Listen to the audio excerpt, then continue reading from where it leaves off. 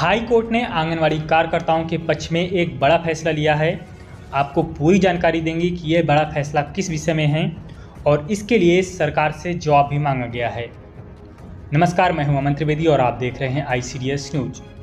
आज की यह वीडियो देश भर की सभी आंगनवाड़ी बहनों को जरूर देखना चाहिए कि किस तरह से आंगनवाड़ी कार्यकर्ताओं ने संघर्ष करके और अपनी मांगों को सरकार के समक्ष रखकर अपनी जो मांगे हैं उन पर सरकार को मानने पर विवश कर रही हैं। और इसी के लिए हाई कोर्ट ने जितने भी अधिकारी हैं, चाहे वो केंद्र सरकार के हों चाहे वो राज्य सरकार के हों, उन सभी को दंडित करने का यहाँ पर फैसला भी लिया है। यह जो पूरा मामला है यह आंगनवाड़ी कार्यकर्ताओं को ग्रेच्युटी भुगतान को लेकर है।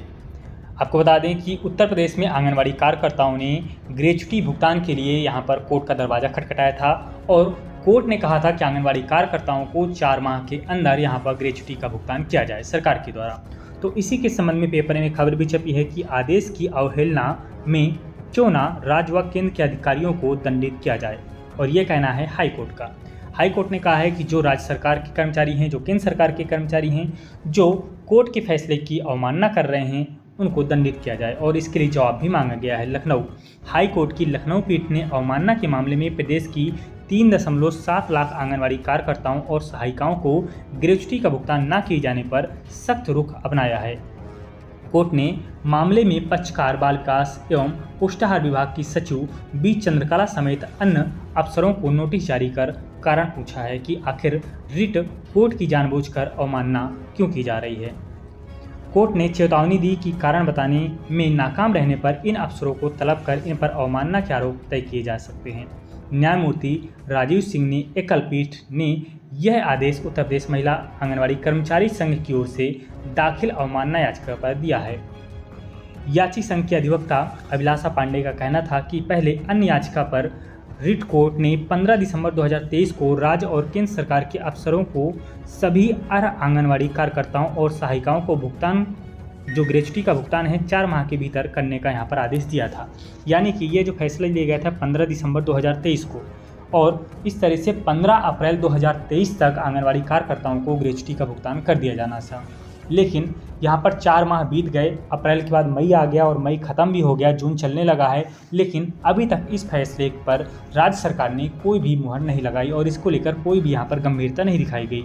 तो इसी को लेकर यहाँ पर कोर्ट ने जो अधिकारी हैं उनको यहाँ पर कारण बताओ नोटिस पूछा है और जल्द से जल्द इस पर कार्य करने के लिए भी कहा है। यहाँ पर आप देख पा रहे हैं कि प्रदेश में 3.72 लाख आंगनवाड़ी कार्यकर्ताओं और सहायिकाओं को ग्रेच्युटी का भुगतान करना है।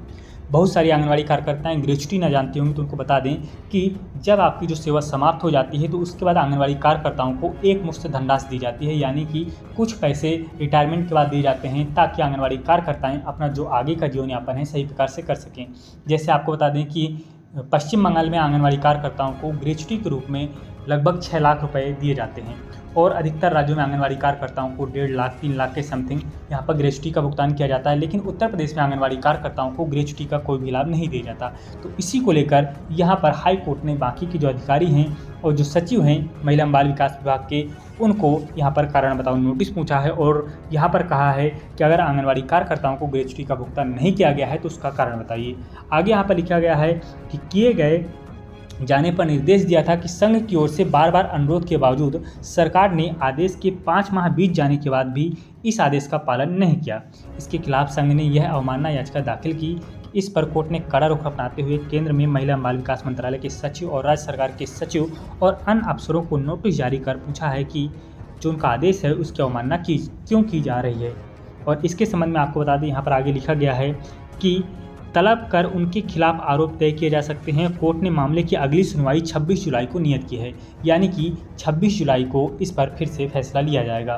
तो इस तरह से आंगनवाड़ी कार्यकर्ताओं को ग्रेच्युटी भुगतान को लेकर यहाँ पर हाई कोर्ट का बड़ा फैसला लिया गया है कि आंगनवाड़ी कार्यकर्ताओं को जो ग्रेच्युटी का भुगतान है जो 4 माह के भीतर किया जाना था वह अभी तक क्यों नहीं किया गया है।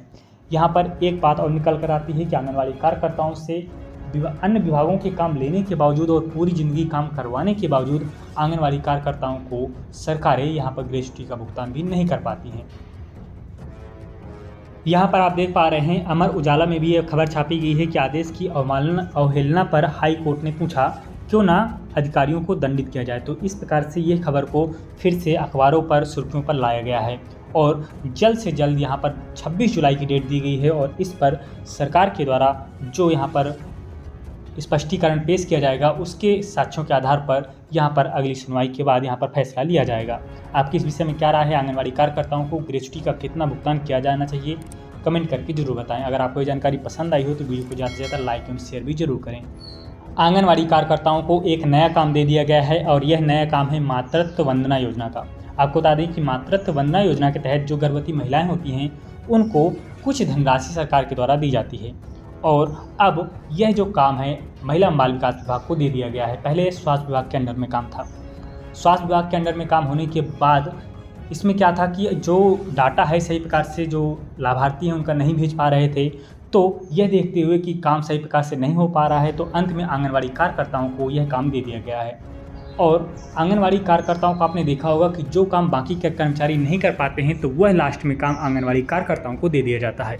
आंगनवाड़ी कार्यकर्ताओं के ऊपर इतना ज़्यादा काम का दबाव है। आपने देखा होगा कि पोषण ट्रैकर का काम है, उस पर जितने भी ऐप में संबंधित काम है, पोषाहार वितरण का काम है और विभागीय कार्य जितने भी होते हैं पोलियो टीकाकरण वगैरह सब में आंगनवाड़ी कार्यकर्ताओं को लगाया जा रहा है। और उसके बावजूद आंगनवाड़ी कार्यकर्ताओं को एक नया काम दे दिया गया है और वह है मातृत्व वंदना योजना का।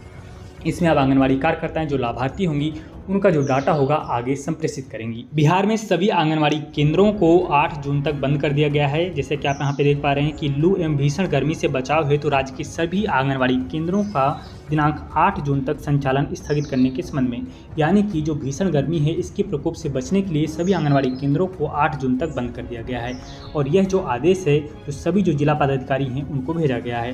तो इस तरह से बिहार में आंगनवाड़ी केंद्रों को 8 जून के बाद ही खोला जाएगा। मध्य प्रदेश में आंगनवाड़ी केंद्रों के संचालन का समय बदल गया है। जैसे कि हमने आपको बताया भी था कल कि 7 बजे से लेकर 11 बजे तक आंगनवाड़ी केंद्रों का संचालन किया जाएगा। अधिकतर जिलों में रतलाम हो गया और दमोह हो गया, बाकी के जितने भी जिले हैं वहां पर यह आदेश जारी कर दिया गया है और जल्द ही बाकी के जिलों में भी आदेश जारी कर दिया जाएगा कि आंगनवाड़ी केंद्रों का संचालन किस प्रकार से और कैसे किया जाना है। मध्य प्रदेश में आंगनवाड़ी कार्यकर्ताओं के द्वारा संपर्क ऐप का विरोध किया गया है और इसको लेकर जो ज्ञापन है उसको भी सौंपा गया है। जैसे कि आप यहाँ पे देख पा रहे हैं कि आंगनवाड़ी कार्यकर्ताएं हैं और ज्ञापन सौंप रही हैं जिलाधिकारी को। यहाँ पर आप नीचे देखेंगे कि संपर्क ऐप पर उपस्थित लगाने का विरोध करते हुए आंगनवाड़ी कार्यकर्ताओं ने कलेक्ट्रेट पहुंचकर ज्ञापन सौंपा। इसमें बताया कि विभागीय ऐप पोषण ट्रैकर में कार्यकर्ताओं और सहायिकाओं द्वारा उपस्थित दर्ज की जा रही है। इसी ऐप पर बच्चों का नाश्ता, बच्चों का वजन, गर्भवती शिशुवती माताओं का टीकाकरण सहित सभी प्रकार की सेवाओं का मासिक एवं वार्षिक जानकारी दर्ज की जा रही है। पोषण ट्रैकर ऐप में लोकेशन के साथ ही फोटो भी भेजी जा रही है। इसके बाद भी कार्यकर्ताओं पर अनावश्यक दबाव डाला जा रहा है और एक ही कार्य की जानकारी 2 बार ऐप में लोड करने के लिए कहा जा रहा है। ऐसा नहीं करने पर मानदेय काटने की धमकी दी जा रही है। भारतीय मजदूर संघ के जिला अध्यक्ष सुरेंद्र शर्मा एवं सचिव दिलीप पाटीदार के नेतृत्व में आंगनवाड़ी कार्यकर्ता संघ जिला सचिव स्वाति जोशी, कार्यालय प्रभारी सुलोचना ठाकुर, इन सभी ने ज्ञापन भी दिया है। तो इस तरह से आंगनवाड़ी कार्यकर्ताओं पर दबाव डाला जा रहा है कि आपको जो संपर्क ऐप है उस पर अपनी उपस्थिति दर्ज करनी होगी। आंगनवाड़ी कार्यकर्ताओं पर पोषण ट्रैकर का ऑलरेडी इतना ज़्यादा बोझ होता है, उस पर इतना ज़्यादा काम करना पड़ता है। लाभार्थी की फीडिंग हुई, डाटा फीड करना हुआ, बाकी के जो कार्य हुआ उसके बावजूद अब संपर्क ऐप पर भी वही काम करना है। तो आंगनवाड़ी कार्यकर्ताओं को बहुत ज़्यादा दिक्कत होने वाली है। इसको लेकर आंगनवाड़ी कार्यकर्ताओं ने जो कलेक्ट्रेट है वहाँ पर धरना दिया और यहाँ पर अपना ज्ञापन भी सौंपा था। ये आंगनवाड़ी कार्यकर्ताओं से जुड़ी आज की कुछ महत्वपूर्ण खबरें थी। आशा करते हैं आपको ये खबरें पसंद आई होंगी। अगर आपको वीडियो पसंद आया हो तो वीडियो को ज़्यादा से ज़्यादा लाइक एवं शेयर जरूर करें। वीडियो देखने के लिए धन्यवाद।